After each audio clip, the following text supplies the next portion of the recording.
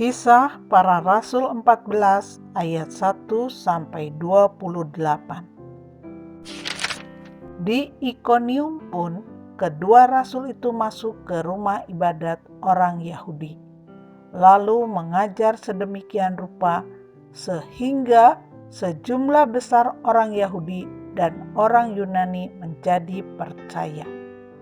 Tetapi orang-orang Yahudi yang menolak pemberitaan mereka memanaskan hati orang-orang yang tidak mengenal Allah dan membuat mereka gusar terhadap saudara-saudara itu.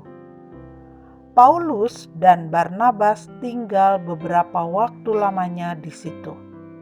Mereka mengajar dengan berani karena mereka percaya kepada Tuhan.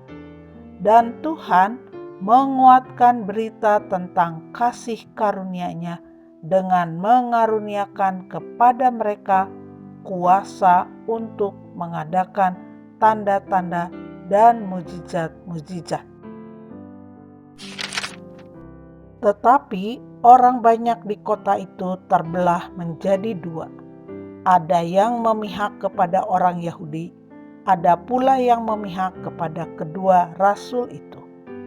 Maka mulailah orang-orang yang tidak mengenal Allah dan orang-orang Yahudi bersama-sama dengan pemimpin-pemimpin mereka menimbulkan suatu gerakan untuk menyiksa dan melempari kedua rasul itu dengan batu.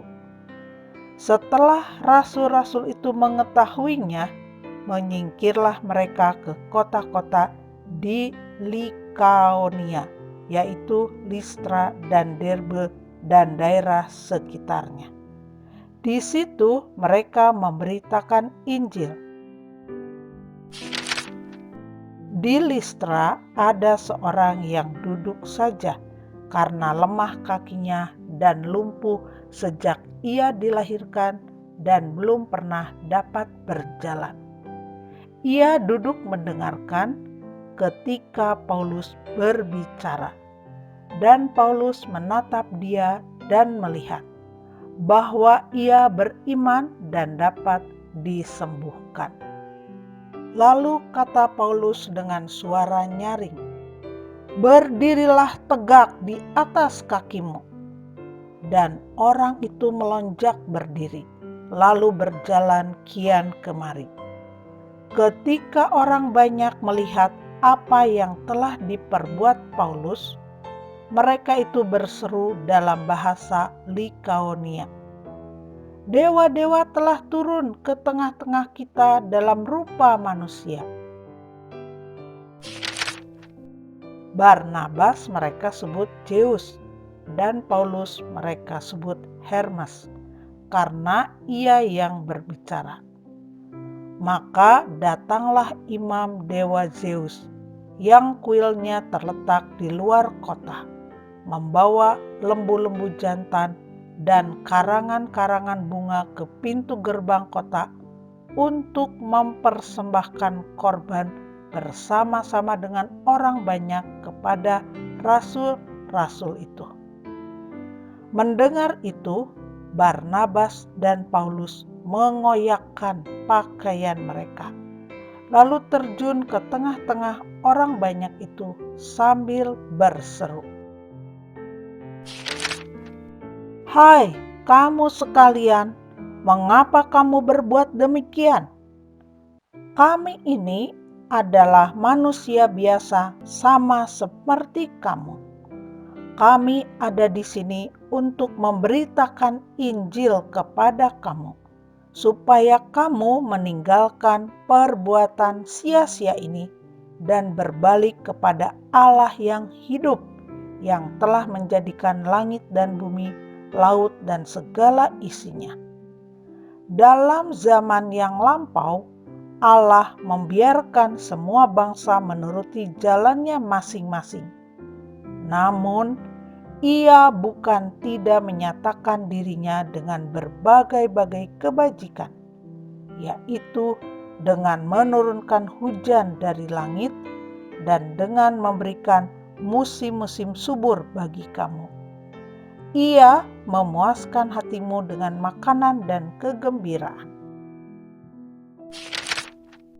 Walaupun rasul-rasul itu berkata demikian, namun hampir-hampir tidak dapat mereka mencegah orang banyak mempersembahkan korban kepada mereka. Tetapi datanglah orang-orang Yahudi dari Antiokhia dan Ikonium, dan mereka membujuk orang banyak itu memihak mereka. Lalu mereka melempari Paulus dengan batu dan menyeretnya keluar kota, karena mereka menyangka bahwa ia telah mati. Akan tetapi ketika murid-murid itu berdiri mengelilingi dia, bangkitlah ia lalu masuk ke dalam kota. Keesokan harinya berangkatlah ia bersama-sama dengan Barnabas ke Derbe. Kembali ke Antiokhia, Paulus dan Barnabas memberitakan Injil di kota itu dan memperoleh banyak murid. Lalu kembalilah mereka ke Listra, Ikonium, dan Antiokhia. Di tempat itu, mereka menguatkan hati murid-murid itu dan menasihati mereka supaya mereka bertekun di dalam iman dan mengatakan bahwa untuk masuk ke dalam kerajaan Allah kita harus mengalami banyak sengsara. Di tiap-tiap jemaat, rasul-rasul itu menetapkan penatua-penatua bagi jemaat itu. Dan setelah berdoa dan berpuasa, mereka menyerahkan penatua-penatua itu kepada Tuhan yang adalah sumber kepercayaan mereka. Mereka menjelajah seluruh Pisidia dan tiba di Pamfilia. Di situ mereka memberitakan firman di Perga, lalu pergi ke Atalia di pantai. Dari situ berlayarlah mereka ke Antiokhia. Di tempat itulah mereka dahulu diserahkan kepada kasih karunia Allah untuk memulai pekerjaan yang telah mereka selesaikan.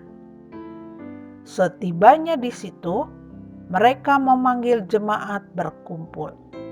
Lalu mereka menceritakan segala sesuatu yang Allah lakukan dengan perantaraan mereka, dan bahwa Ia telah membuka pintu bagi bangsa-bangsa lain kepada iman. Di situ mereka lama tinggal bersama-sama dengan murid-murid itu.